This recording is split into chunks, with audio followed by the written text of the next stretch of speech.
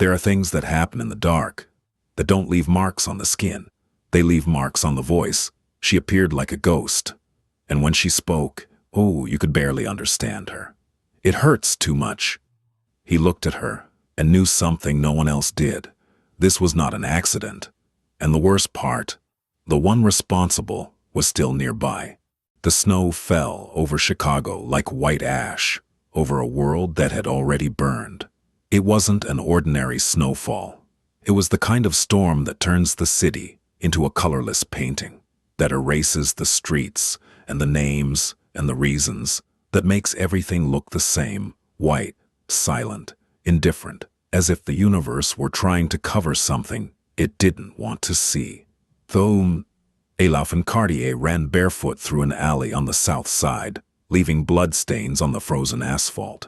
Her feet had stopped hurting 3 blocks back. The cold had taken care of that, numbing the nerves, freezing the skin until it became something that no longer felt like hers. Her dress, once white, once pretty, once put on with the stupid hope that tonight would be different, was torn from shoulder to waist. She had an open wound beneath her ribs, on the left side, bleeding with every step, every breath, every beat her body insisted on producing, even though she was no longer sure she wanted to keep beating. And the eyes. Ilawan's eyes were what nobody could have forgotten. They weren't the eyes of someone who was afraid. They were the eyes of someone who was no longer afraid of dying.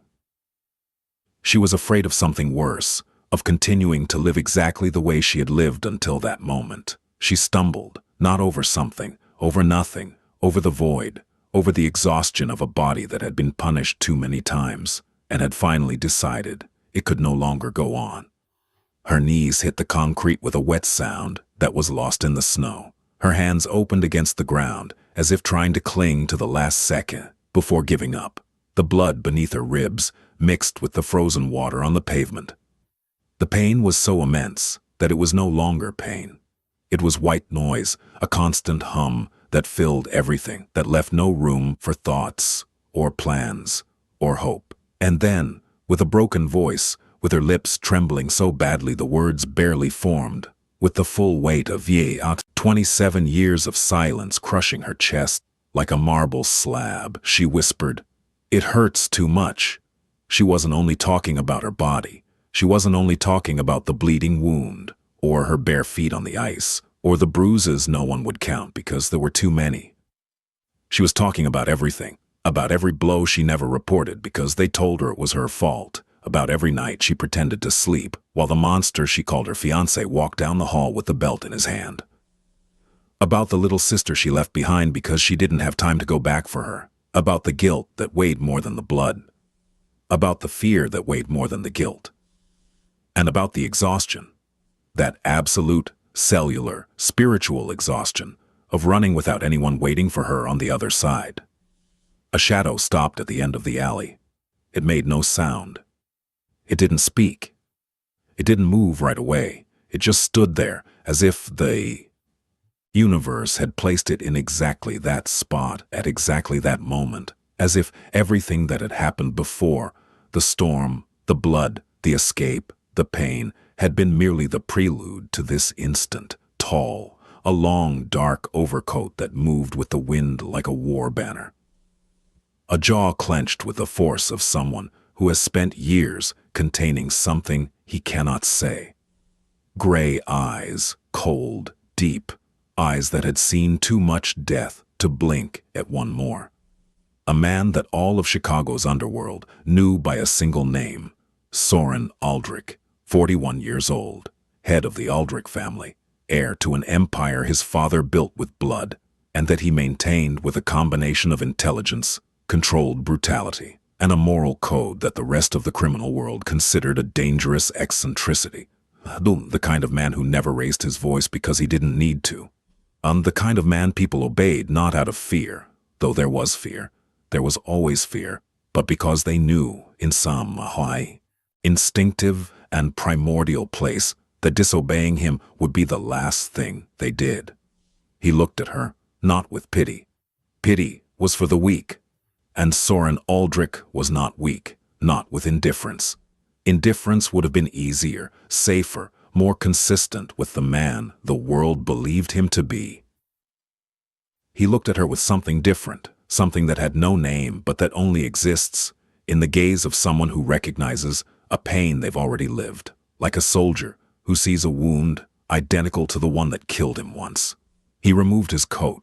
He did it slowly, without sudden movements, as if he knew, and he did, for reasons he still hadn't told anyone, that quick movements near a wounded woman are more dangerous than any weapon. He walked to her. He knelt. He placed the coat over her shoulders without touching her skin. Not a brush, not a pressure, only the fabric, heavy and warm, falling over her like the closest thing to shelter Elowen had felt in years, and with a voice that was deep, low, nearly broken by something he hadn't said in years, something lodged in his chest like a piece of shrapnel the surgeons could never extract. He answered, "That's why I'm here." She lifted her eyes, brown eyes, dark, bright, with tears and fever. She searched for something in this stranger's face. She searched for the trap. She searched for the lie. She searched for the angle, the agenda, the hidden reason. Because in 27 years of life, every time someone had offered her help, the price had been worse than the problem. She didn't find any of that. And for the first time in her life, she found someone who didn't flinch at what was inside her, who didn't recoil from the pain or the rage or the accumulated darkness of years of survival. He stayed, kneeling in the snow, looking at her as if she were the only real thing in a world dissolving into white. Elowen tried to speak, tried to say something, but her body finally won the battle against her will, and the world went black. The last thing she felt before losing consciousness were hands lifting her from the ground.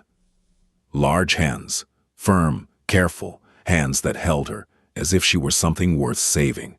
It had been a very long time since anyone had treated her that way. Soren didn't ask her questions. Not that night. Not because he didn't have them.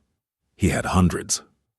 But because he had been in this world long enough to know that questions, when asked at the wrong time, are another form of violence. He carried her with care, one arm beneath her knees, the other supporting her back, distributing the weight so as not to press the wound on her side, as if he knew exactly where all the broken parts were, without needing to see them. The snow kept falling, the alley remained empty, and somewhere in the city, someone was looking for her. Soren knew it with the certainty of a man who has seen enough escapes to recognize one. Nobody runs barefoot in a snowstorm unless what they're leaving behind is infinitely worse than the cold. The armored SUV waited at the end of the street, with the engine running and the lights off. His right-hand man, Isaac Voronov, opened the rear door without a word. Isaac was 53 years old, had a scar crossing his left eyebrow, and possessed the ability, cultivated over 2 decades serving the Aldrichs, to understand entire situations with a single glance. He looked at Elowen, then at Soren. He registered the blood, the torn dress, the bare feet, the way Soren held her, and he understood everything there was to understand. He didn't ask where. He already knew. He took her to the penthouse. 42nd floor of a residential tower in the Gold Coast, Chicago's most expensive neighborhood.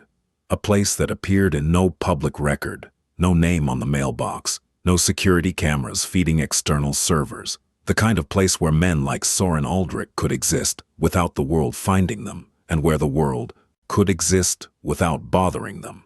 It had 3 exits, 2 private elevators, a security system that would have made the Secret Service weep with envy, and a view of the city that, on clear nights, made Chicago seem like something worth protecting. Elowen didn't speak during the ride. Her eyes were open but empty, like a screen with no signal.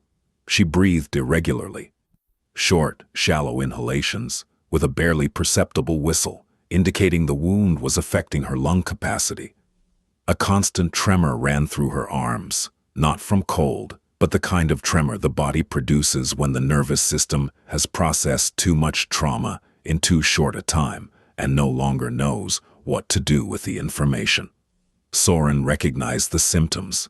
He had seen them before, in soldiers after combat, in witnesses after an explosion, in women after the worst.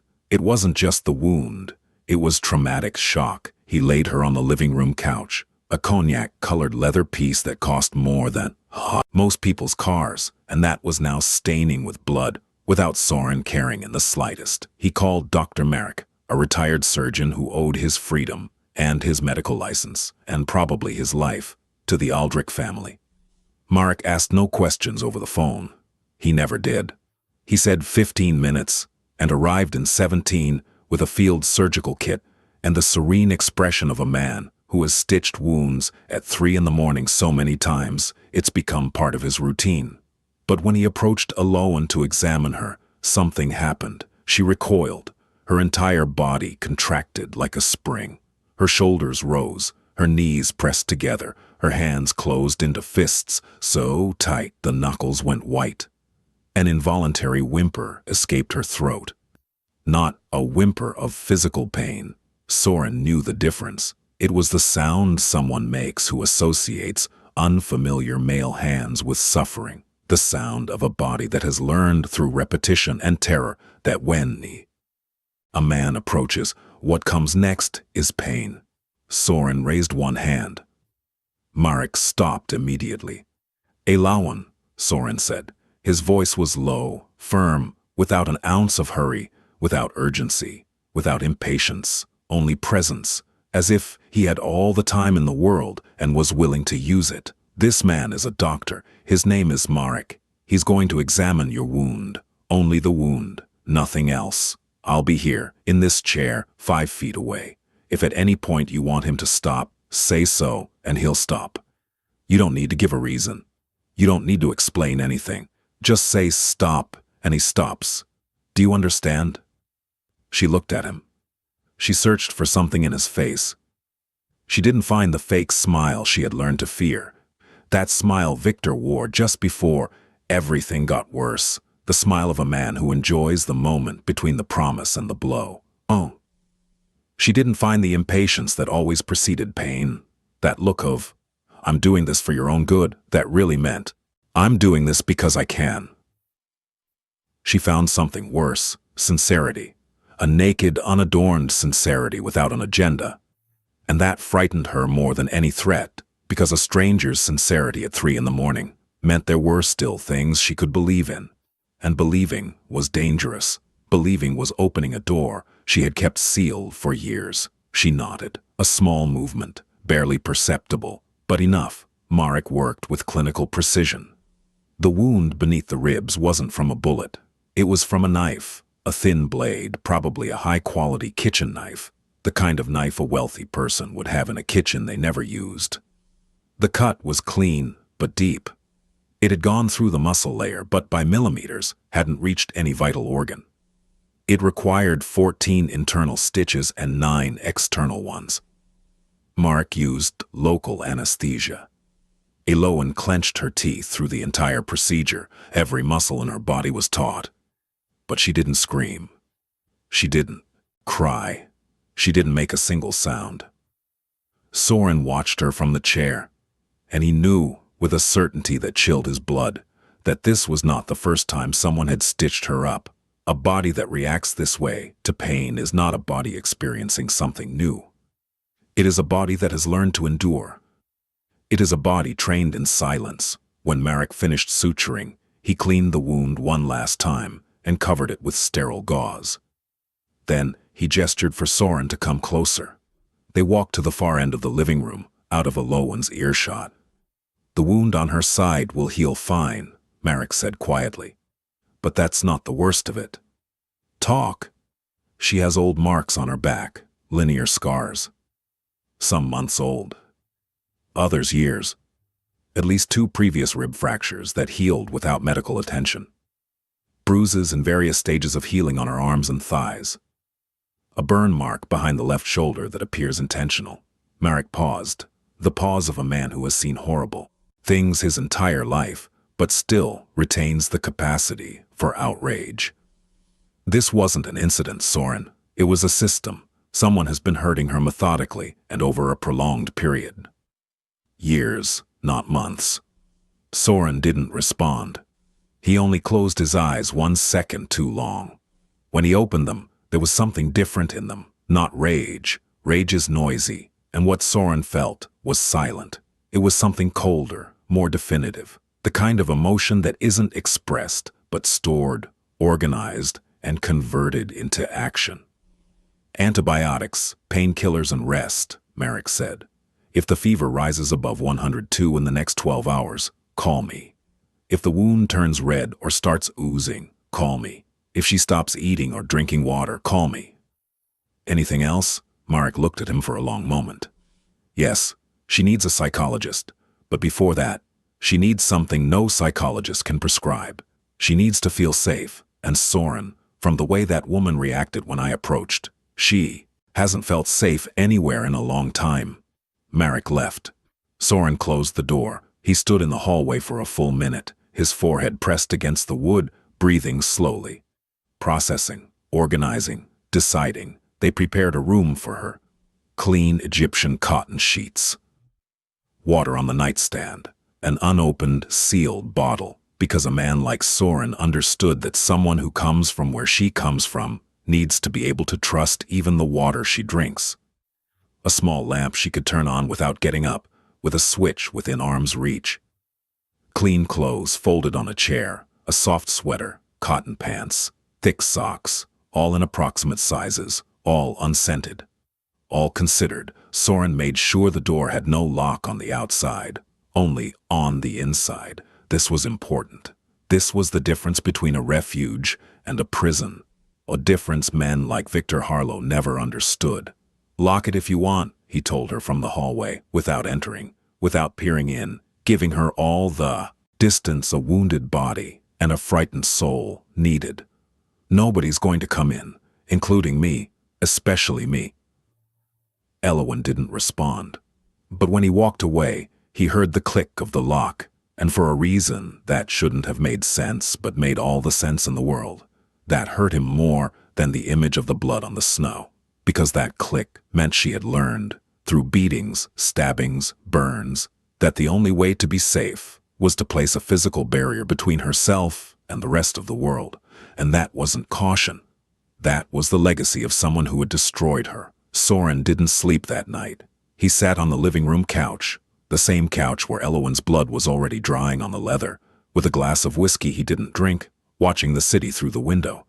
Chicago glowed below as if nothing had happened. Millions of lights.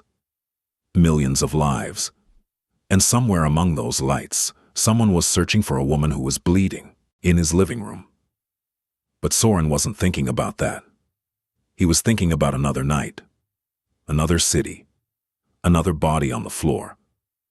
Only that time, the body wasn't breathing. That time, he had arrived 40 minutes late. That time, there had been no click of a lock because there had been no door, and only an empty warehouse and a 22-year-old woman who could no longer close her eyes because someone had closed them for her. Yara, his sister, his responsibility, his greatest failure. Soren squeezed the glass until his knuckles went white.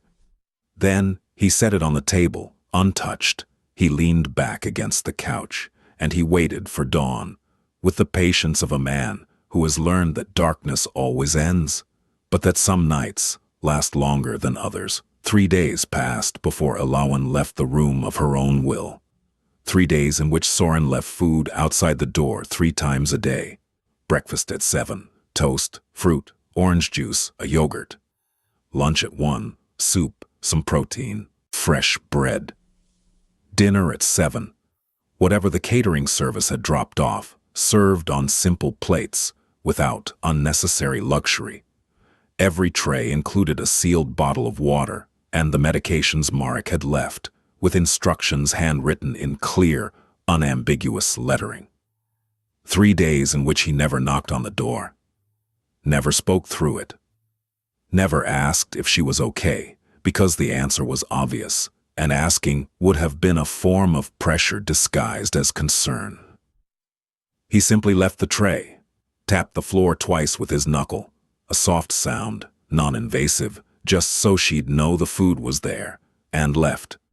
The trays came back. Sometimes full, sometimes half-eaten. Sometimes only the water and medications were missing. Soren registered every detail mentally, not as a jailer, as a man who had learned, too late with Yara, that the signs of someone fading are small, silent, and easy to ignore if you're not paying attention. On the second day, Isaac approached with a cautious expression. "My contacts identified the man," he said. "Victor Harlow, son of Conrad Harlow. The family operates in—" I know," Soren interrupted. "I know who the Harlows are. They're looking for her, actively. They've mobilized 6 men on the south side and are reviewing traffic cameras. Let them look." "Soren, if they find out you have her—" "What?" Soren looked at him, and the look was enough to remind Isaac why he had spent 20 years following this man, and why, in all that time, he had never questioned a final decision. "What are they going to do, Isaac? Come to my house? Demand I hand over a woman who was stabbed? Victor Harlow operates in my territory without my permission. He launders money through businesses I didn't authorize, and now I learn he drives knives into women." He paused. The pause was more eloquent than any speech. "Let them look, and when they're done looking, we're going to have a conversation." Isaac nodded, not because he agreed with the risk exposure, but because he knew Soren well enough to understand that when he used that tone, the discussion was already over. On the 4th day, at 2 in the morning, the bedroom door opened. Soren was in the living room. He wasn't sleeping. He barely slept since that night. He was reading something on a tablet, financial reports, security updates, whatever kept his mind occupied without demanding emotion. When he heard the door, he looked up. Elawan walked barefoot to the living room. She was wearing the sweater he had left. It was too big on her, covering her hands, making her look younger and smaller than she was. Her dark hair was tangled, falling over her face. Her eyes were still swollen. Her skin was pale. But she was standing. And that, for someone who 4 days earlier had been bleeding out in an alley, was an act of will that Soren recognized and silently respected. "I can't sleep," she said. Her voice came out rough, worn, as if she had spent years using it, for nothing but begging or apologizing. "Sit down," he replied, gesturing to the other end of the couch, not the spot beside him. The other end, 3 cushions apart, 5 feet of space that said more about who Soren Aldrich was than any reputation ever could. She sat. She wrapped herself in a blanket draped over the armrest. She drew her knees to her chest. And for a full hour, neither of them said a word. It wasn't an uncomfortable silence. It wasn't the kind of silence you need to fill with conversation or noise or social pretexts. It was the kind of silence that exists between 2 people who understand that words sometimes are the most cowardly way to fill a void. That sometimes presence is enough. That sometimes the bravest thing you can do for someone is simply be there, breathing the same air, sharing the same space, demanding nothing in return. The city glowed through the window. The snow had stopped. The lights of Michigan Avenue reflected off the glass like fallen stars. It was the first night in years that Elwyn didn't have nightmares. She fell asleep on the couch around 3:30. Soren noticed when her breathing changed. It became deeper, more regular, slower. He watched her for a moment. Just a moment. Then he took another blanket from the hallway closet and laid it over her without touching her. He sat in the armchair across from the couch. And for the first time in 4 nights, he, too, closed his eyes. He didn't sleep, but he rested. And for a man like Soren Aldrich, that was almost the same thing. The next morning, while he made coffee in the kitchen, something his men found disconcerting and mildly disturbing, that the head of the Aldrichs, a man who controlled a $300 million empire, made his own coffee by hand, with ground beans, in a French press, every single morning without exception. She appeared in the doorway. Her hair was pulled back. She had washed her face. Her eyes were still swollen, but there was something different in them. A spark. Small. Fragile. But present. The spark of someone who has woken up and, at least for today, has decided to keep going. "Who are you?" she asked. "Soren Aldrich. I know your name. What I want to know is what you are." He looked at her over the rim of the cup. A look that, in another context, in a business meeting, in a negotiation, in a dark alley, would have made anyone step back. But she didn't step back, she held it. With her swollen eyes and the oversized sweater and her bare feet on the cold marble, she held it. And Soren, who valued few things in this world but courage was one of them, felt something he hadn't felt in a long time. He didn't know what it was. He didn't try to name it. He only registered it. "I'm the kind of man you were taught to run from," he answered without adornment, without apology, without trying to soften anything. And they were probably right. "Then why am I not afraid?" Soren set the cup on the marble. He looked at her directly. And he said something that was not a comforting answer, or a compliment, or an evasion. It was the truth. "Because there are things worse than monsters, Elowen. And you've already met them." The silence that followed was long, but not heavy. It was the kind of silence that exists between two people who have just established an invisible agreement. "I won't lie to you, and you won't lie to me. And from there, from that naked, uncomfortable honesty, we'll build whatever this is going to be." Elowen poured herself coffee. She sat at the kitchen bar, and for the first time in years, she ate breakfast without looking over her shoulder. It was in the second week that Elowen spoke. Not because she trusted Soren. Trust was a luxury she couldn't afford, not yet, maybe never. But because the silence had become too heavy to carry alone. She had reached the point where the story needed to leave the body, or the body was going to collapse under its weight. They were in the living room. He was reading. He always read when he was with her, as if he wanted to give her the option of speaking, or not speaking, without the silence feeling like an obligation. She was looking out the window. Chicago stretched below, like an illuminated model of bad decisions and missed opportunities. "His name is Victor Harlow," she said suddenly, without preamble, without transition, as if she had been having this conversation in her head for days and simply decided to let the words out. "He's my fiancé. Or he was. I never had a choice to say no." Soren closed the book, not quickly, slowly, with the deliberate calm of someone who knows that what's coming is important and deserves his full attention. He set it on the table. He leaned back, and he looked at her with that total, absolute, unfiltered attention that made him so dangerous in a negotiation and so strangely reassuring in a conversation. Elowen spoke for 40 minutes without stopping. It was like opening a dam. The words came with the force of something held too long, disordered at first, then clearer, then with a precision that hurt, because it meant she had rehearsed this story in her head so many times she had it memorized like a script. Victor Harlow, 34 years old, heir to a family that laundered money through a chain of cosmetic clinics across 3 states. Full, handsome, in the way a knife is beautiful, shiny, and designed to cut. His father, Conrad Harlow, had brokered the engagement with the Cartier family when Elowen was 19. Her father, Gerald Cartier, a man who measured the value of his daughters by what they could produce as political and commercial alliances, handed her over the way someone signs a business contract. No consultation, no ceremony, no exit. Elowen was an asset in a transaction between families, not a person, a line in a ledger. Victor was charming for the first 6 months, the kind of charm that's studied, practiced in front of a mirror, deployed with the precision of a weapon. Flowers, restaurants, promises, attention that felt like oxygen, and Elowen, who was 19 years old and had never known what it was like to have someone pay genuine attention to her, believed it, because she needed to believe it, because the alternative was admitting she was trapped in something from which there was no escape. Then he stopped being charming.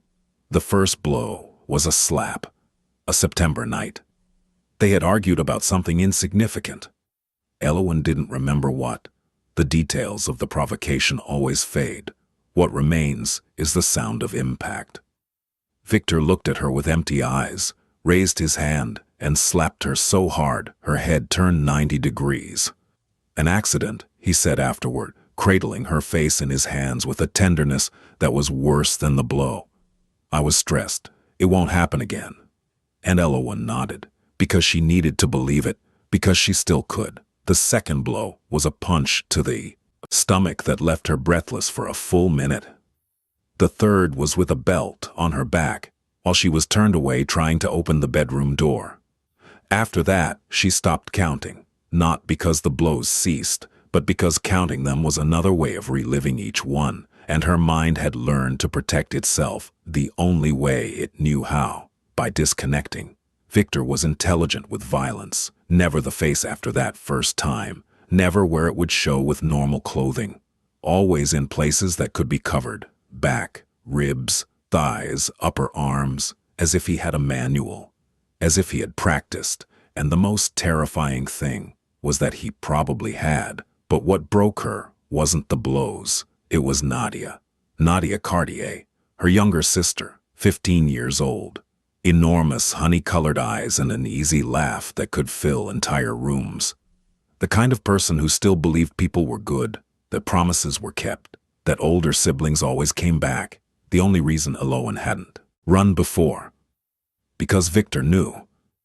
He knew with the predatory intuition of someone who has studied fear until becoming an expert. And every time Elowen hinted at leaving, every time her eyes drifted too long toward the door, Victor mentioned Nadia. With a smile. A smile that didn't reach his eyes, a smile that said, "I can reach her before you make it to the corner." 3 weeks before that night in the alley, Elowen discovered something that changed everything. It was an accident. Or maybe not. Maybe her subconscious had been pushing her toward this for months without her knowing. Going through Victor's phone while he slept, a habit born of fear, not jealousy. She needed to read his mood before he woke up to prepare herself. She found messages, encrypted transactions, photographs, coordinates. Victor wasn't just laundering money through the clinics. He was trafficking people. Young women. Some of them minors. He moved them along routes that passed through Detroit, Milwaukee, and St. Louis, using the clinics as fronts and medical supply trucks as transport, and the next shipment route, scheduled for 3 weeks later, a cargo leaving Chicago for a private port in Canada, had a name noted in the margin, written in Victor's careless handwriting, as if it were a casual note on a shopping list. Nadia Cartier. Elowen didn't cry when she read it. Or found something inside her that had been dying for years. The hope that things would get better, the belief that if she endured long enough the pain would stop, the illusion that Victor had a limit, finally died completely. And in its place grew something hard, sharp, irreversible, not vengeance, not rage, something clearer than that, certainty. The absolute certainty that she had to get out. Estindi, not tomorrow, not next week, now. She copied the files, every message, every transaction, every photograph. She uploaded them to an encrypted cloud. Using an email Victor didn't know, with passwords he couldn't guess, and 3 days later, when Victor traveled to Detroit for a meeting she knew involved the trafficking route, Elowen put on a white dress, not for symbolism, but because it was the easiest thing to reach, took cash from Victor's safe, and left. But Victor found her. He always found her, a GPS tracker in her purse she hadn't discovered. They intercepted her at the Greyhound station. 2 of his men, big, silent, efficient. They put her in a black car with tinted windows and took her to a warehouse on the west side. Victor was waiting, sitting in a metal chair, legs crossed, with a calm smile and a kitchen knife in his hand. "It's not about what you took," he told her, standing slowly, running the blade along her cheek without cutting, like a painter evaluating a canvas before making the first stroke. "It's because you thought you could leave. That's what I can't allow, you understand. It's not personal, it's principle." When the knife entered beneath her ribs, Elowen didn't scream. She bit her own tongue until it bled. And when Victor turned to answer a phone call, because for him, stabbing his fiancée was a minor interruption in his schedule, an errand between a business meeting and a restaurant reservation. She crawled to the side door. Every inch was a negotiation with pain. Every second was a decision to continue. And when she made it to the alley, when the cold Chicago air hit her face like a slap of reality, she ran. She ran with no direction, no plan, no destination. Only the animal certainty that stopping meant dying, and dying meant Nadia had no one, until she couldn't anymore, until the alley, until the snow, until Soren. When she finished talking, the silence in the penthouse was so dense that it seemed to have physical weight. Soren hadn't moved. He hadn't changed expression. He hadn't interrupted. He hadn't made sounds of understanding or empathy, because he knew that those sounds, when they come from someone who hasn't lived what you've lived, can sound like condescension. But something in his eyes had darkened over the 40 minutes, like a storm forming on the horizon without making a sound, but that everyone knows will devastate everything.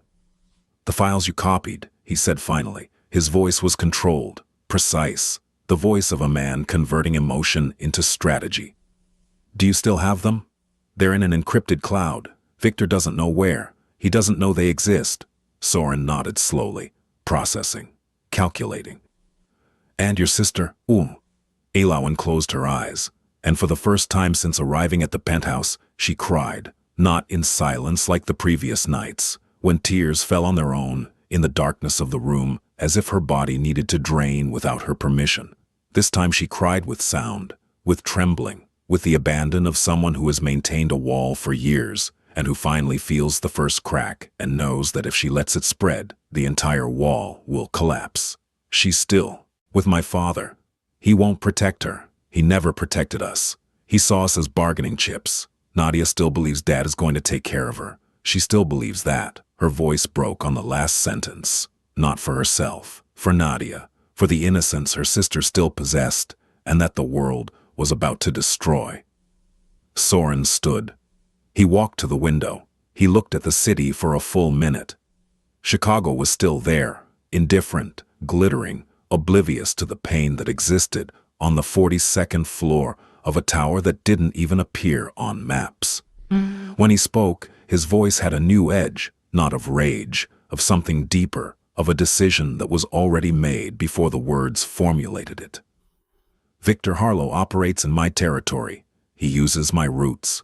He launders money in my city. He traffics people I swore no one would touch. He crosses lines I drew 15 years ago when I took control of this family. That makes it my problem, not your problem, my problem. I'm not asking you to fight my battles," Elawan said, wiping the tears with the back of her hand, with a dignity that cost her everything she had.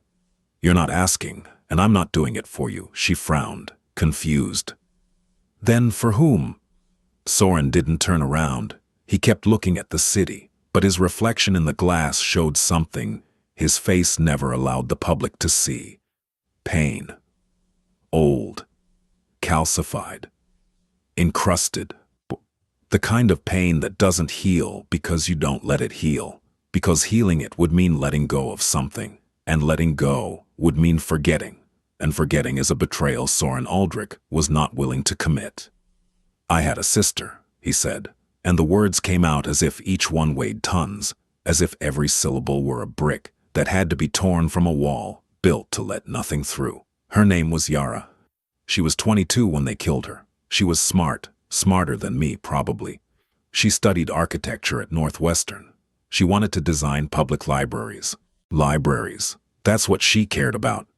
That people would have a beautiful place to sit and read."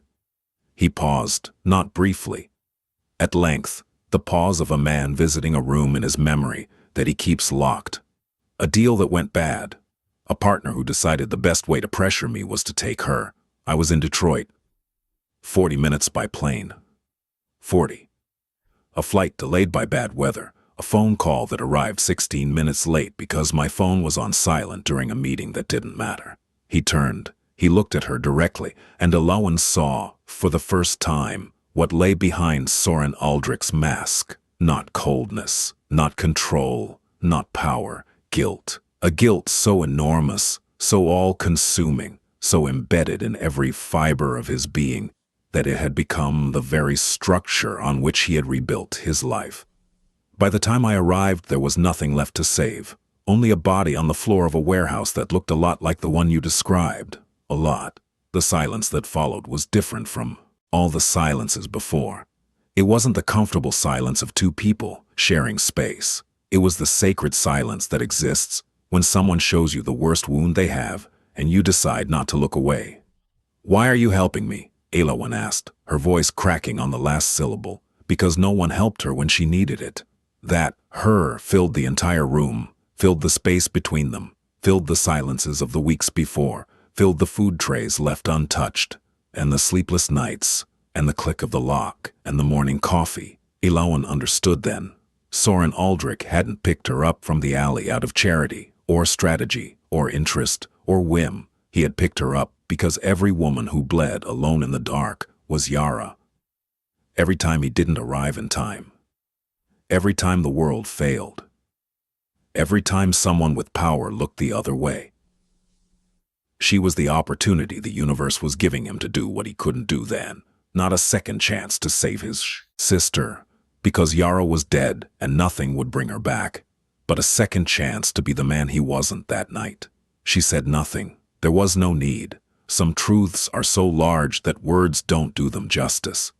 That night, Elowen didn't lock her bedroom door. And Soren, for the first time in 6 years, didn't dream about the warehouse. The weeks that followed were strange, not good or bad. Strange, like learning to breathe after being underwater so long you forgot what air felt like. Like walking through a house that isn't yours, but that begins slowly, imperceptibly, to feel like something close to home. Soren didn't change his routine for her. He still woke at 5 in the morning. He still made calls in a low voice from his study, a space Elowen had never seen and didn't try to see because she understood there were parts of Soren's life that existed in a darkness where she didn't need to go. He still received men in suits in the living room who looked at her with poorly concealed curiosity and who, after a single look from Soren, a look that wasn't a threat but something worse, an instruction, stopped looking at her as if she had never existed. But he changed small things. He changed the details, and Elowen, who had survived 8 years with Victor by learning to read details like an animal reads the signals of a predator, noticed every single one. He left books on the dining room table, not the ones he read. Essays on geopolitics, military history, biographies of men who changed the world through force. But others. Novels. Poetry. A color-illustrated botany book that Elowen glanced at with curiosity the first day, with interest the second, and that by the third she was reading with annotations in the margins made with a pencil that appeared beside the book as if it had always been there. He stopped wearing cologne on the days he was in the penthouse because he noticed that strong scents made her tense. He said nothing about it. He didn't seek confirmation. He just stopped doing it, as if it were a minor decision, but it wasn't. It was the decision of a man who paid attention to another person's body language with the same rigor he paid to fluctuations in the black market. He never sat between her and the door, in any room, at any time. If she was in the living room, he positioned himself so she always had a direct line to the exit. If he entered the kitchen while she was cooking, something she started doing in the 3rd week, simple dishes at first, then more elaborate ones that filled the penthouse with aromas that smelled like life. He positioned himself so she could leave if she wanted without having to pass beside him. He never touched her, not even casually, not a brush when passing a plate, not an adjustment of the blanket when she fell asleep on the couch, not a hand on the shoulder when saying goodnight. Nothing. Zero contact. As if he knew, and he did, with the clarity of someone who has studied others' pain not from academic curiosity, but from personal necessity, that her body needed to relearn that hands could exist nearby without causing harm. That human touch was not always a prelude to suffering. That physical proximity was not synonymous with danger. Elowen noticed everything, every detail, every silent adjustment, every invisible sacrifice, and each one was like a brick in a wall being built in the opposite direction from every wall she had ever known, not to trap her, but to protect her, not to limit her space, but to expand it. One morning she found him in the kitchen with his shirt sleeves rolled up to the elbows, washing dishes. A man who commanded a criminal empire, who had dozens of people willing to do anything for him, with a single phone call, was washing dishes by hand, with lavender soap at 7 in the morning, with the concentration of someone who finds meditation in mundane tasks. "You could hire someone for that," she said from the doorway, leaning against the frame, holding a coffee cup between her hands. "I could," he replied without looking at her, rinsing a plate with slow, precise movements. "But I don't like having people in my space." "I'm in your space." He looked at her then, and something in his eyes, something brief, nearly imperceptible, like a flame that flickers in a dark room before the wind either extinguishes it or feeds it, made her hold her breath. It wasn't desire. It wasn't intention. It was recognition. The involuntary recognition that her presence had changed something in the texture of his daily life, and that this change, though unexpected, was not unwelcome. "You're not people, Elowen. You're something different." He didn't say it flirtatiously. He didn't say it with romantic intent. He didn't say it the way Victor would have, as a compliment disguised as a chain, as a way to make her feel special, so he could then use that feeling as a tool of control. He said it like someone stating a fact they don't yet understand, but can no longer ignore. Like a scientist observing a phenomenon that doesn't fit into any known category, and who, instead of dismissing it, decides to study it. She didn't reply. She poured more coffee. She sat at the bar, and for the first time in years, she let her bare feet dangle from the stool without feeling like the floor might open beneath her. The first time they touched was an accident. Elowen was trying to reach a book on a high shelf in the living room. The botany book she'd been reading referenced another text that Soren had apparently placed on the upper shelf, probably without thinking about the height difference. She stretched, got on her tiptoes, reached the book's spine with her fingertips. But when she pulled, the wound on her side, already healing but still sensitive, still a constant reminder of what had happened, sent a sharp stab of pain that made her lose her balance. Soren was behind her. He had just entered the living room. He saw her sway, and his body reacted before his mind. Instinct, training, the reflexes of a man who has lived in a world where half a second marks the difference between life and death. He caught her, his hands on her waist, firm, careful, without pressure, exactly the force needed to stabilize her without squeezing. Elowen went still, not because she was afraid. And that was what astonished her. She didn't tremble. She didn't recoil. She didn't feel the familiar nausea she associated with male contact. What she felt was different. It was warmth, a clean warmth. Safe, like sunlight on your face after an endless winter. Like warm water on frozen hands, like coming home after a journey so long you'd forgotten the house existed. "Are you okay?" he asked. His voice was closer than usual. She could feel his breath in her hair. But he didn't move. He didn't release her, but he didn't tighten his grip either. He gave her exactly what she needed, the option. "Yes," she whispered. And then, in a voice so low it was barely a sound, "Don't let go yet." He didn't let go, and for 30 seconds that felt like 30 years.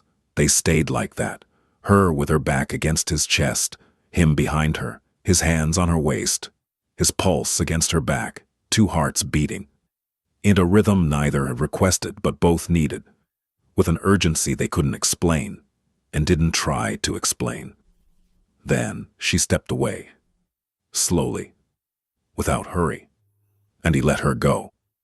Without resistance, without question, without visible disappointment, he let her go with the same naturalness with which he had held her, as if both gestures, holding and releasing, were equally important, equally respectful, equally necessary.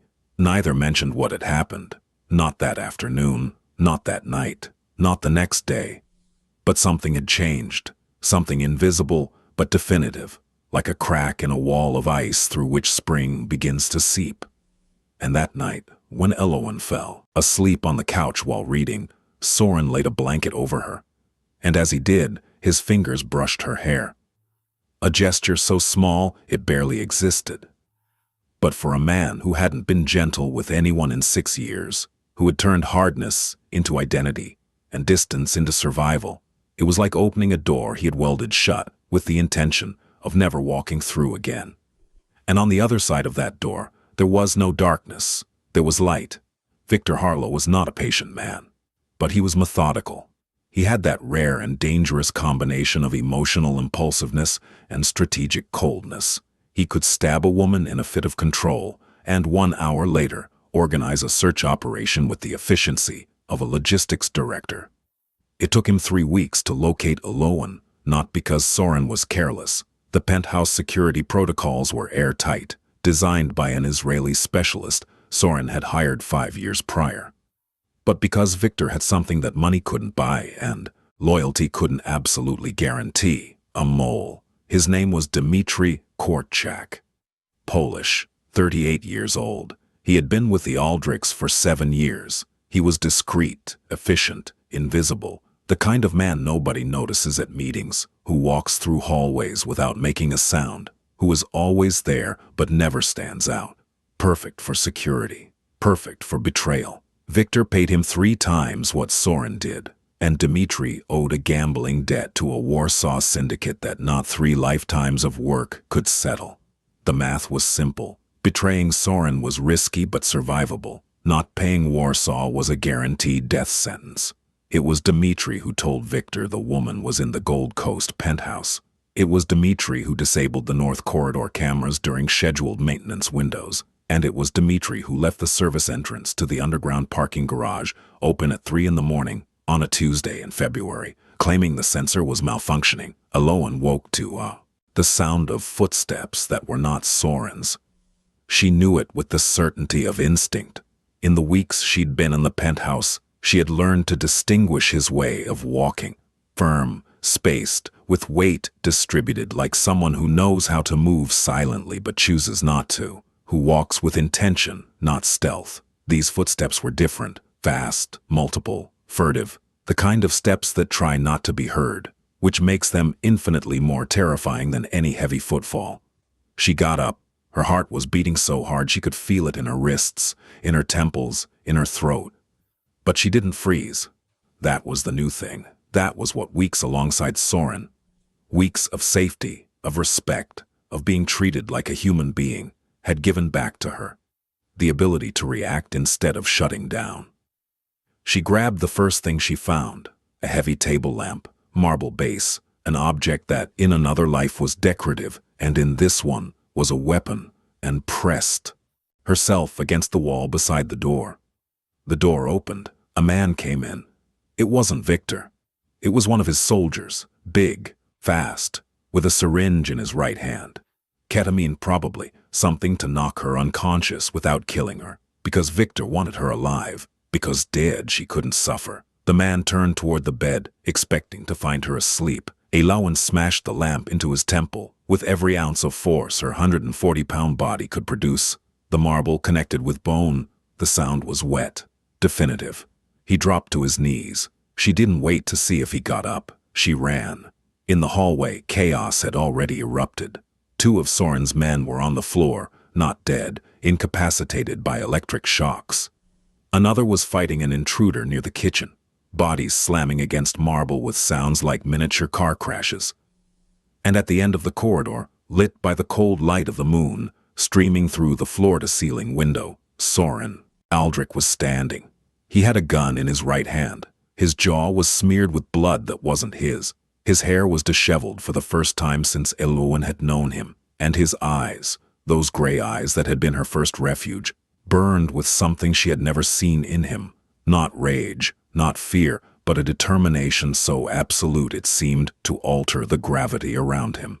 He was facing 3 men who had made the terminal mistake of entering his home.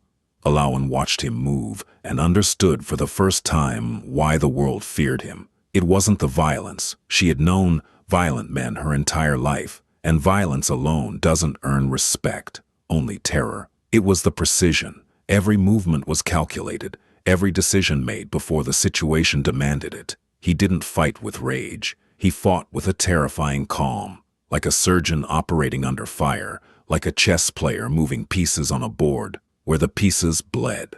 But there were too many. 6 had entered. 4 through the service door. 2 through the parking access. Coordinated. Professional. These weren't common criminals. They were trained operators. The 4th man appeared through the service entrance. The one Dmitri had left open, the one that should have been locked, the one that represented the difference between security and catastrophe, and fired. The bullet caught Soren in the left shoulder. The impact spun him, but he didn't fall. He completed the rotation, used the momentum, fired. The man went down, but the second bullet came from another angle, from behind the kitchen bar, from a 5th man nobody had seen, and tore through his left side, entered the front, exited the back, clean but devastating. This time he fell. Elawan screamed. Not a scream of terror. She had stopped screaming from terror years ago. Victor had taught her that screaming served no purpose. This was different. This was the scream of something primal, visceral, ancestral. The scream of someone who refuses to lose the only good thing she's found in a world designed to take everything from her. She ran to him. The remaining men were already being contained by Isaac and the response team that arrived seconds later. Men who lived on the floor below, trained for exactly this contingency, who came up the stairs with the efficiency of a well-oiled machine. But Elawan didn't see any of that. She didn't see the weapons. She didn't see the blood that wasn't hers. She didn't see the intruders being subdued. She only saw Soren on the floor, his hand pressing against his side, his eyes still open, still alert, still searching for her through the chaos, as if she were the only thing that mattered in a room full of armed men. Are you okay?" he asked, bleeding on the floor of his own home, with a bullet in his shoulder and another that had passed through his torso. And the first thing he asked was if she was okay. Elawan knelt beside him. She put her hands over the hood, wound on his side. She felt the blood, warm between her fingers, viscous, real, terrifying in its abundance. She held his gaze with an intensity he had never seen in her. Not the look of a frightened woman, but the look of a woman who was deciding in that instant that she would not allow the universe to take one more thing from her. "It hurts," she whispered. She wasn't talking about her body. She was talking about seeing him like this, about knowing he had placed himself between her and death as if his life were worth less than hers.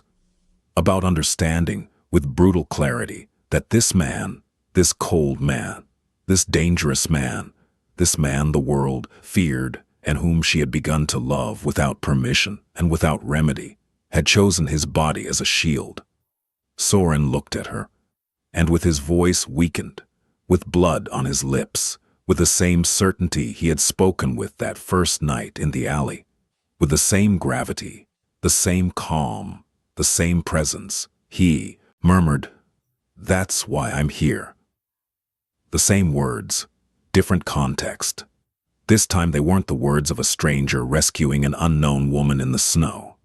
They were the words of a man who had chosen, consciously, deliberately, knowing exactly what it would cost him, to put his body between danger and the woman who had become the reason his heart still beat with purpose.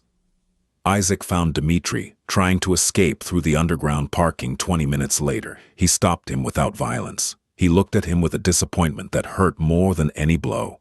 The disappointment of a man who considered you family and who just discovered you never were. And he locked him in a windowless room in the basement, where he would wait for Soren to decide what to do with him. If Soren survived to decide. In the back of a private ambulance on the way to the clinic, Elawan held Soren's hand so tightly, her knuckles turned white. "Don't you dare die," she told him. Her voice trembled, but not from fear. From fury. The clean, pure, incandescent fury of someone who has just discovered that she cares about someone with an intensity she didn't think possible, and the universe is already trying to take him away. Thus Soren, despite the pain burning through his side, despite the blood soaking the gauze, despite the pallor stealing color from his face, did something Elowen had never seen him do. He smiled, a small smile, weak but real. The first genuine smile in years, the smile of a man who discovers on the edge of death that he still has a reason to stay. I wasn't planning on it. The bullet to the side hadn't hit vital organs, but it had caused enough muscular and vascular damage to require emergency surgery. Soren was operated on at a private clinic on the outskirts of Evanston, a place that didn't ask questions, that didn't file records with real names, and that the Aldrich family had financed for 2 decades in exchange for absolute discretion and impeccable medical competence. The surgery lasted 2 hours and 40 minutes. Elowen sat in a plastic chair for every second of it. Soren's men offered her alternatives. Isaac, his face still tense from the penthouse containment operation, approached with a list of options: a safe house in Wisconsin, an apartment in Lincoln Park with its own security, a flight to Montreal where they had contacts, separate protection, distance. Elowen looked at them with a new calm, a calm she hadn't had weeks before. The calm of someone who has made a decision, and that decision, for the first time in her life, is completely her own. I'm staying. It wasn't a request, it was a declaration. The kind that doesn't admit discussion or counter-argument. Isaac didn't argue. He'd seen enough in his 20 years alongside Soren to recognize when something was inevitable. He nodded once and organized the clinic's security as if it were a military operation. During Soren's recovery, something changed between them. Not dramatically, not with grand declarations or cinematic moments. It changed the way seasons change. Slowly, inevitably, in the details nobody points out, but everyone feels. Like the exact moment when cold stops being cold and the air begins to smell of wet earth. Elowen read to him, not deep books or transcendental poetry. She read him newspaper articles about absurd things. A man in Wisconsin who collected antique mail boxes and had more than 400 in his yard. A woman in Japan who knitted sweaters for penguins rescued from oil spills. An annual competition in Finland where men carried their wives through an obstacle course and the prize was the wife's weight in beer. Things that had nothing to do with blood or betrayal or the weight of the world. Things that existed only to remind them that the world also contained absurdity and humor and tenderness and all those small things that make life worth living even when most of the time it seems not to be worth anything. Soren listened with his eyes closed and an expression his men didn't recognize. It wasn't the mask of control he wore in meetings. It wasn't the coldness he deployed in business. It wasn't the silent threat he projected by default. It was something soft, something human, something he had buried with Yara in that grave at Graceland Cemetery, and that Elowen was unearthing without even trying, with articles about penguins in sweaters and wife-carrying competitions. One afternoon, while she was changing the bandage on his side, she had learned to do it with an efficiency that impressed Marek himself. "You have a surgeon's hands," he told her, and she replied, "I have the hands of someone who learned to patch herself up alone." Her fingers paused over the new scar. "You have a lot of these," she said quietly, tracing the map of cuts, impacts, and sutures that decorated Soren's torso like an atlas of dangerous decisions. "I have a long life of short decisions," he replied, eyes open, staring at the ceiling. "Do you ever regret them?" "The scars, no. The ones I don't have, yes." She understood. The scars he didn't have were from the battles he didn't fight. The times he arrived late. The times he wasn't there. The 40 minutes he needed to save Yara. This one's new," she said, touching the wound on his side with a gentleness that contrasted with the brutality of how it had been made. "That one's yours," he replied, stopping his gaze at the ceiling to look at her directly. Without evasion, without metaphor. He didn't say it as an accusation. He said it as a fact. That wound existed because he chose to place himself between her and a bullet, and he would do it again, without doubt, without hesitation, without regret. Just as she had a scar beneath her ribs that told Victor's story, he now had one that told Eloan's.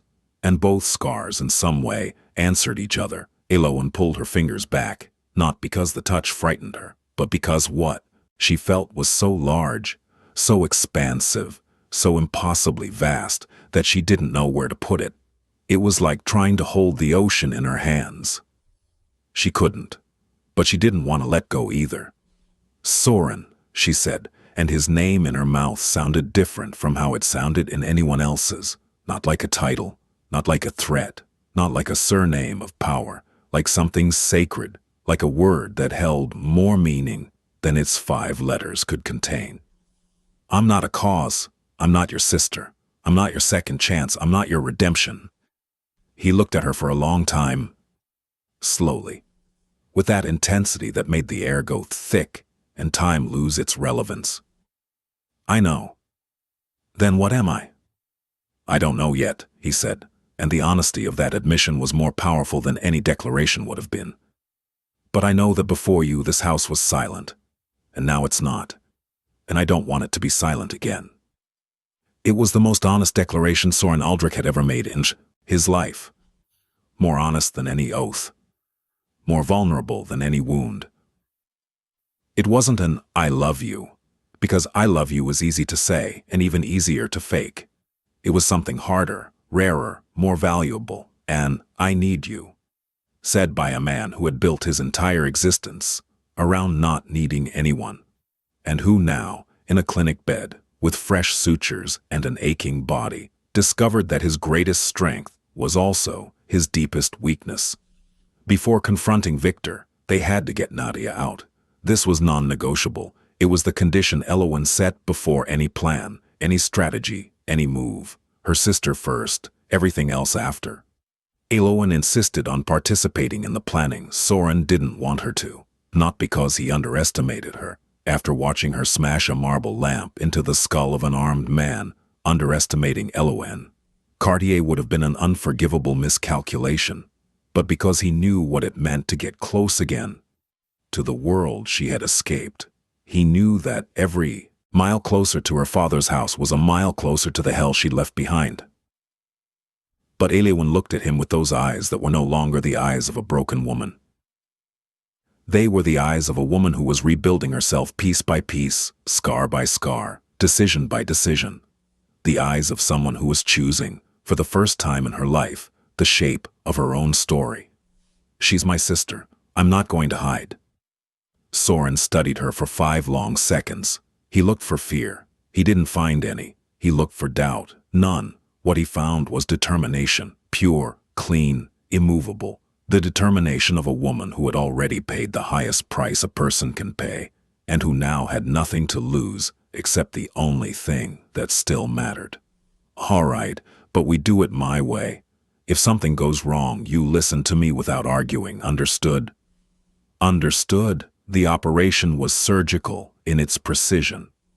Isaac coordinated a team of 6, each with a specific function, each with clear instructions and defined contingencies. Eloan provided the critical intelligence, her father's schedules, the house layout, Nadia's routines, the location of the home security cameras, the alarm code. Soren made a call to Eloan's father, Gerald Cartier, that lasted exactly 90 seconds. 90 seconds that shifted the balance of power of an entire family.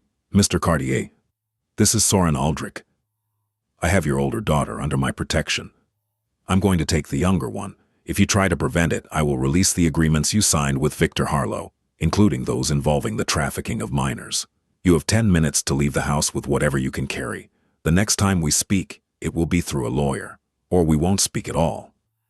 Gerald Cartier didn't respond. He didn't beg. He didn't threaten. He didn't try to negotiate, because Gerald Cartier was, fundamentally, a coward.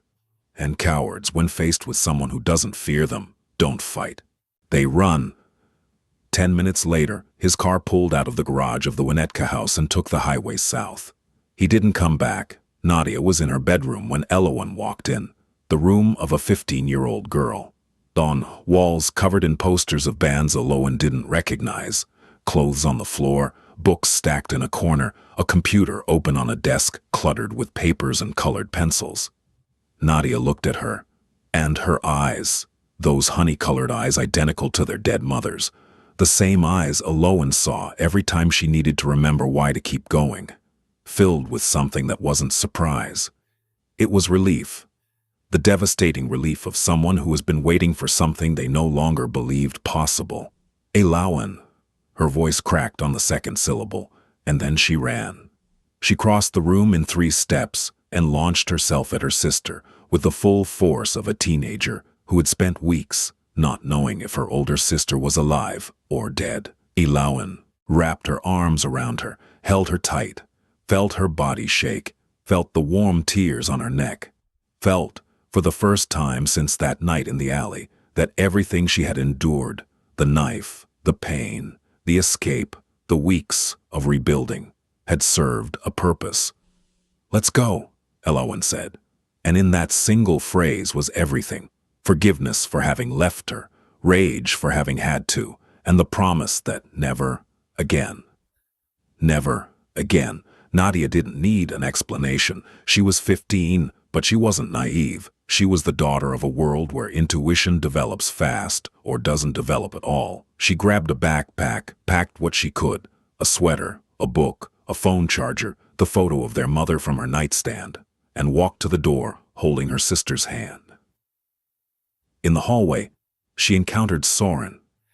She looked him up and down with the absolute, total, unshakable distrust of a 15-year-old girl who has grown up in a family where big, silent men are synonymous with danger. She assessed him the way you assess an unfamiliar dog, with caution, with distance, searching for signs of threat. "Who is he?" she asked Alowan, without taking her eyes off Soren. Alowan looked at Soren. Soren looked at Alowan. And in that exchange of glances there was an entire conversation that didn't need words, a conversation about what they were, what they weren't, what they were beginning to be. "Someone who's going to take care of us," Alowan answered. Nadia evaluated Soren for 5 more seconds. She measured him with that ability teenagers have to see through the layers adults wear, and arrived directly at the center. Then she nodded once, a gesture that was simultaneously conditional approval and implicit warning, as if to say, "Fine, but if you hurt her, you'll deal with me." Soren, without quite knowing why, he who had negotiated with cartels, who had survived 3 assassination attempts, who had looked death in the eye without blinking, felt that he had just passed the most difficult exam of his life. Victor Harlow agreed to the meeting because he was arrogant, because he believed the world operated according to his rules, because he thought Soren Aldrich was simply another man of power with whom he could negotiate, make deals, trade favors. Another cog in a machine Victor believed he controlled. He was wrong. The meeting was at a closed restaurant in the West Loop, a high-end Italian place that closed on Mondays. The table was set as if for a normal business dinner. White tablecloths, crystal glasses, artisan bread in a basket, a bottle of wine nobody was going to drink. Soren arrived first. He sat down. He didn't order anything. He waited with the patience of a man who knows time is on his side. Victor arrived with 2 bodyguards, shark smile, impeccable 3-piece suit, gold cufflinks, Italian shoes that cost more than most Americans' monthly salary. The kind of man who walks through the world as if it were a foreign catalog from which he can take whatever he wants, including people. He sat across from Soren, crossed his legs, poured himself wine without waiting for an invitation. "Aldrich, I believe you have something that belongs to me." Soren didn't respond immediately. He took a sip of water, set the glass down on the table with millimetric precision, aligned with the edge of the plate, and when he spoke, his voice was so low that Victor had to lean in to hear. Which was exactly the point. Forcing a man to lean toward you is the first way of establishing who holds the power. Alowan Cartier doesn't belong to you. She never belonged to you. And if you refer to a human being as property in my presence again, this conversation is going to end in a way you won't like."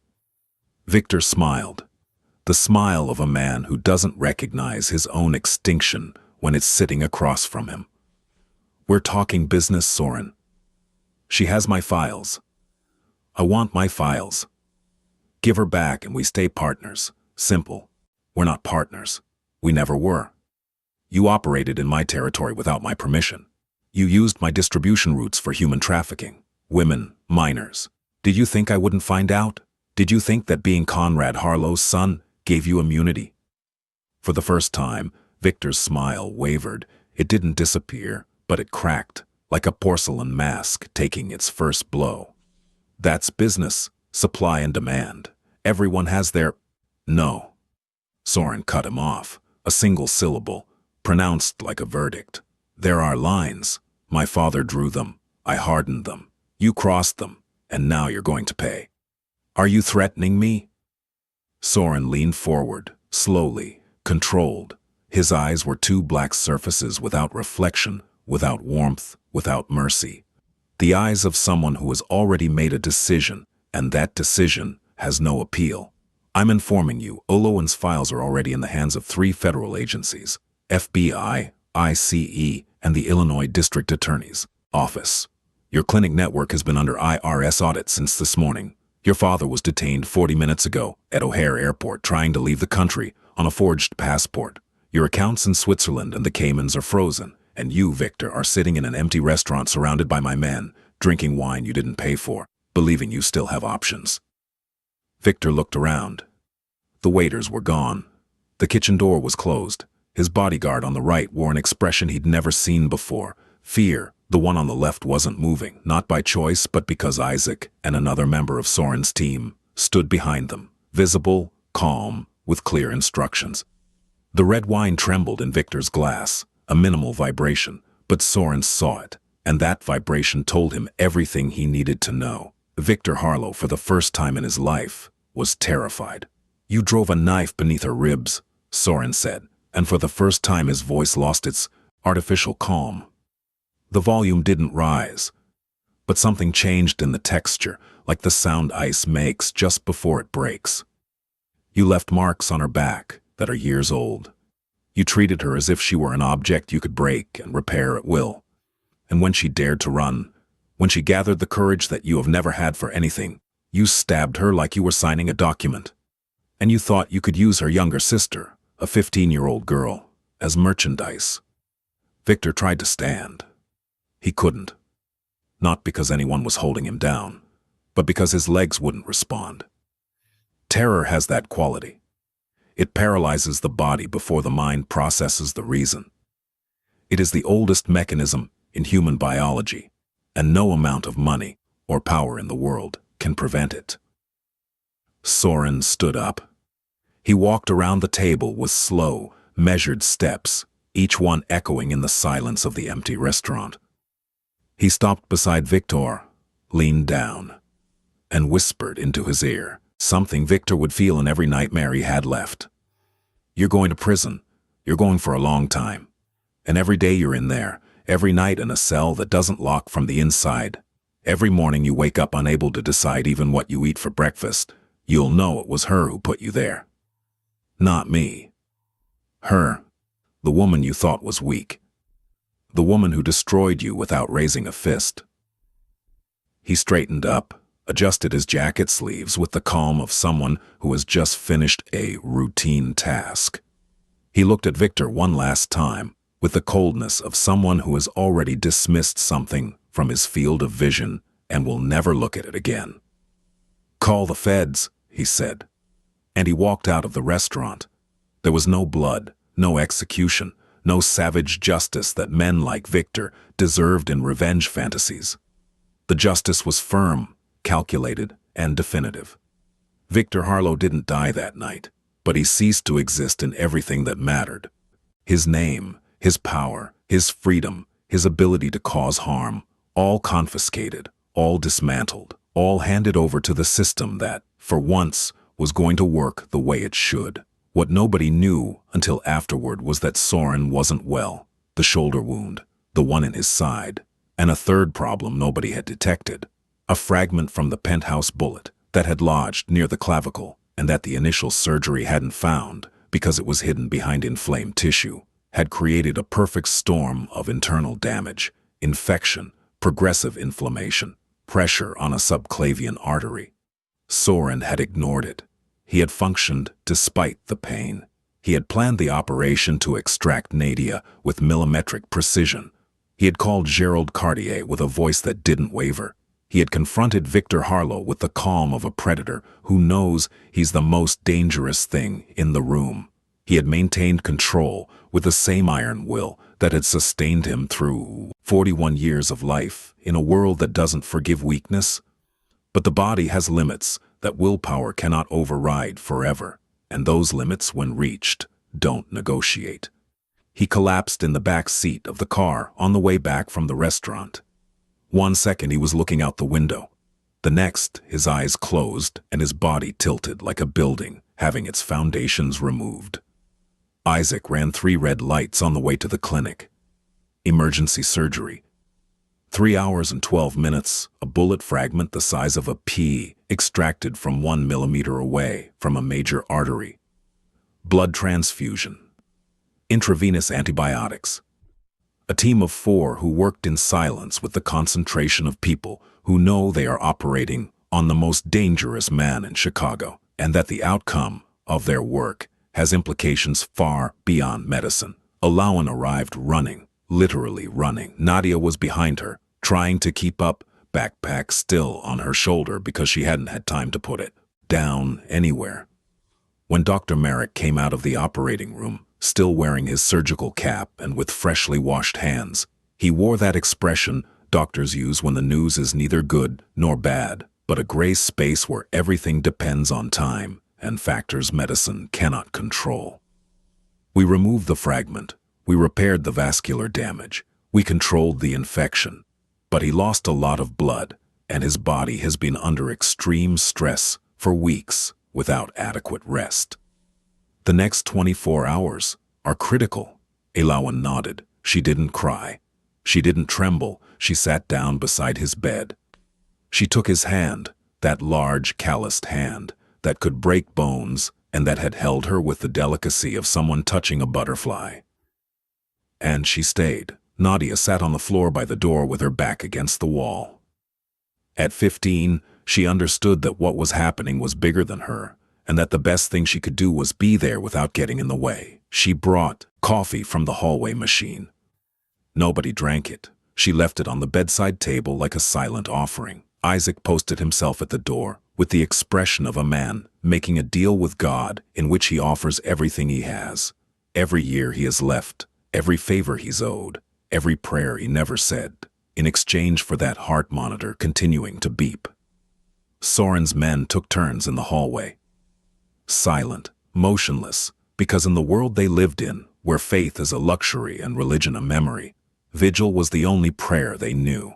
At 3 a.m, when the hospital was so silent you could hear the hum of fluorescent lights, Alawan spoke, not for Nadia, who was sleeping on the floor with her head on the backpack. Not for Isaac, who was on the other side of the door. Not for the world. For him.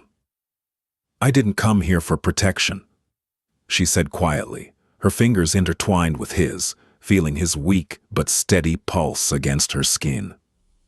"At first I did.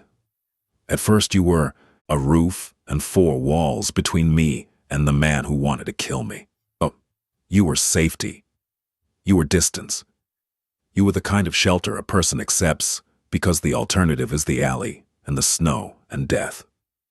She paused, breathed, organized the words she'd been building in silence for weeks, brick by brick, in that part of the heart where we keep the things we're afraid to say. But it stopped being that weeks ago. It stopped being that the day you left the botany book on the table. It stopped being that the night you sat on the other end of the couch and said nothing for an hour. It stopped being that the morning you told me I wasn't people and something inside me broke, but not the way bad things break, the way ice breaks in spring, the way a dam breaks when the water needs to flow. Her voice cracked, just once, a brief fissure across the surface. She pieced it back together like someone gathering the fragments of something they know will never be perfect again, but that's worth keeping. And I didn't tell you because I was afraid. Not of you. Never of you. Of what it meant to love you, because loving someone when you come from where I come from, when your body is a map of everything love can do to you, when it's in the wrong hands. Loving someone is like putting your hands in the fire and hoping that this time it won't burn. The tears fell. Silent. She didn't hold them back. She had no energy left to hold them back. And besides, what for? For whom? To maintain composure in front of an unconscious man who maybe couldn't hear her, and maybe could. But you don't burn, Soren. You are the opposite of fire. You are the place where fire stops. You are the space between the storm and the roof. You are 3 in the morning on a couch where nobody talks, and where that is enough. You are the 7 o'clock coffee. You are the coat in the snow. You are the hands that held me without squeezing. You are, that's why I'm here. And you don't even know what those 4 words meant to someone who had spent years hearing nothing that wasn't an order or a threat. She rested her forehead on their intertwined hands. Othe closed her eyes. And if I lose you now, I won't recover. Not this time. Not from this. I recovered from Victor. I recovered from the knife. I recovered from my father. But from losing you there is no recovery, because you are not something a person survives. You are something a person lives for. The silence in the room was absolute. Only the beep of the heart monitor. Steady, methodical, each beep a promise that Soren's heart was still beating. Only his breathing, slow, deep, mechanical. Only the weight of a truth spoken to someone who might have been able to hear it through the layers of unconsciousness. Elowen didn't move. She stayed like that, her forehead on their hands, listening to each beep as if it were a word. And she prayed, not to a specific god, not with formal words. She prayed to whatever governed a universe where 2 broken people could find each other in a snowy Chicago alley and decide, against all evidence, against all probability, against all logic, that the darkness was not going to win. Soren woke at 6:14 in the morning. The first thing he saw was Elowen's dark hair spread across the white clinic sheets. The first thing he felt was the weight of her hand in his. Firm, warm, present. The first thing he thought, before the pain, before spatial orientation, before remembering where he was and why, and what had happened and how much blood he'd lost, was that he was not alone. And for a man who had spent 6 years living with loneliness, the way one lives with a chronic disease, that thought was like dawn. Elowen, he said. His voice came out hoarse, weak, human, without its usual gravity, without the control. Just a voice saying a name because that name was the first thing he wanted to exist in the air. She lifted her head sharply, red eyes, cheeks marked by the wrinkles of the sheets, hair in disarray, face swollen from crying and exhaustion, and yet the most luminous expression Soren had ever seen in his life. The expression of someone who has just received the best news in the world. "You're still here," he said. 2 words. 2 words that could have been a banal observation, an obvious statement, a weightless remark. But from Soren Aldrich, in that bed, in that moment, those 2 words held everything. The disbelief of a man who had learned through loss and betrayal and time that people leave. They always leave. That the people who matter have the insufferable habit of not being there when you need them. And the gratitude, enormous, silent, nearly unbearable, of someone who wakes up and discovers that, for the first time, someone chose to stay. "Where else would I be?" she replied with a smile that trembled at the corners but held. A smile that was half relief, half defiance. As if to say, "Did you really think I would leave? After all of this?" Soren squeezed her hand, not with force, with intention, with the exact pressure that says, "I have you," without needing to speak the words. "I heard what you said," he murmured. Elowen's eyes widened with surprise, genuine, absolute. "Everything, every word," he added. "I don't know at what point I started hearing, but your voice was there, in the dark, like a light, And nobody has ever said anything like that to me, not even the people who supposedly loved me. So I need you to know something. What? That I'm not good with words. That I'll probably never be the kind of man who says beautiful things at the right moment. That I'll make mistakes. That I'll be difficult. That there are parts of me that are broken in ways I don't know can be fixed. But that if my body was capable of surviving this night, if that fragment missed the artery by 1 millimeter, if I'm still here saying these words, in this voice I don't recognize as mine, it was because you were on the other side. And that is more than I ever thought I'd have, and more than I probably deserve, Elowen cried. But this time they weren't tears of pain, or fear, or exhaustion. They were tears of something that had no name in any language in the world. Something between relief and joy, between fear and hope, between disbelief and certainty. Tears that fell not because something was breaking, but because something was being built, something fragile, imperfect, new, something neither of them had ever had, and that both of them deserved more than they knew. And he, with an effort, his body protested in every muscle fiber, every suture, every nerve ending screaming at him not to move, raised his free hand and wiped a tear from her cheek with his thumb. The softest gesture Soren Aldrich had ever made in his life, a gesture that, in another context, in another life, would have been insignificant.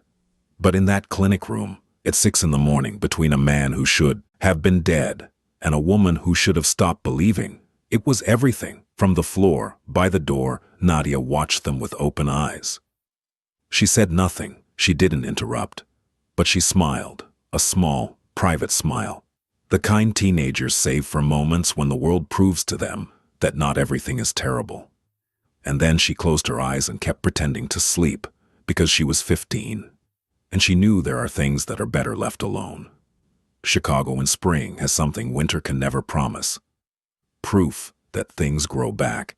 The cherry trees in Lincoln Park bloomed the 3rd week of April, as they did every year, with that brazen punctuality nature has for reminding us that the world keeps turning even when we've stopped. Lake Michigan lost winter's gray and turned blue, a deep and clean blue that stretched to the horizon like a promise.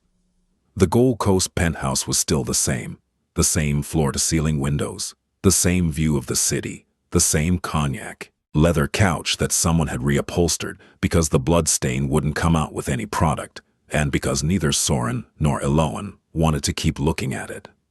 But it was no longer silent. Nadia was 16 now. She turned 16 in March, and Soren, who had never organized a birthday party in his life, hired a pastry chef to make a 3-tier cake that was objectively excessive for 3 people and a security team that couldn't eat while on duty. She had turned the guest room into a laboratory of adolescent chaos, posters on the walls, books on the floor, clothes that mysteriously migrated from the closet to the back of every available chair, and music that leaked from under the door at volumes Soren found objectively excessive and that he never, at any point, asked her to turn down.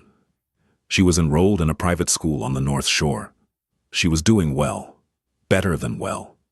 She had a biology teacher who adored her, and a group of friends who came over on Fridays to study, and who looked at Soren with a mix of terror and fascination that he pretended not to notice and secretly found amusing. Elowen had finished the paramedic course she'd started 6 months earlier. The scar beneath her ribs had become a thin, pale line that no longer hurt when she breathed. She could run. She could stretch. She could move through the world with the physical freedom Victor had stolen from her for 8 years. Some days she still woke up startled. Some days she still needed to leave the light on. Some days a specific smell, the leather of a belt, a men's cologne too strong, would transport her to a place it took minutes to return from. But those days were fewer, and every time she opened her eyes in the dark, she found Soren awake beside her, without questions, without pressure, just there, present, constant, like a wall between her and everything trying to reach her. Soren had restructured part of his operation, not all of it. This was not a fairy tale, and he had never pretended to be a saint, nor promised to be one. The Aldrich Empire still existed. It was still powerful. It still operated in gray territories where the law didn't reach, and where the rules were written by men like him, But the lines he had drawn hardened until they became immovable. Human trafficking, eliminated. Any business involving minors, exterminated with an efficiency that made it clear there would be no second chances. Operations that harmed civilians, shut down. What remained was still dark, still an empire built in foundations society didn't approve of, but it had a code that was no longer just his. It was theirs. Alowan's, Nadia's, Yara's, whose name now meant something more than a grave. Together, they created the Yara Foundation, a comprehensive assistance program for women and girls escaping situations of violence, trafficking, and abuse. Safe shelters in 3 cities, free legal assistance, psychological support with trauma specialists. Job, reintegration programs, educational scholarships. All funded with money that came from places nobody asked about and that reached hands that desperately needed it. Alowan ran it. With the same determination with which she had survived Victor, with the same intelligence with which she had copied the files, with the same courage with which she had run barefoot in the snow. Every woman who walked through the Foundation's doors was in some way Yara, and in some way Alowan, and in some way every woman who had ever said, "It hurts too much," and found no one on the other side. Soren protected it, not as a protector, as a partner, as the part of the team that ensured the doors were locked, that the files were confidential, that nobody, no ex, no trafficker, no cowardly father, could reach the women who sheltered there. Victor Harlow was sentenced to 34 years in federal prison, no possibility of parole for the first 20. Alowan's files, every message, every transaction, every photograph she had copied that night while Victor slept, were the centerpiece of the case. The prosecutor called it the most devastating evidence I've seen in 15 years of practice. Conrad Harlow died of a heart attack 2 months after the arrest, in an extradition hotel in Geneva, alone and forgotten. Gerald Cartier disappeared. Rumors placed him somewhere in South America, living off the money he managed to withdraw before the accounts were frozen. Alowan didn't look for him. Nadia didn't ask about him. Some absences are more eloquent than any goodbye. Dmitri, the traitor, was handed over to authorities with enough evidence to guarantee his own conviction. Soren didn't touch him. Not out of mercy. Soren Aldrich was not a merciful man.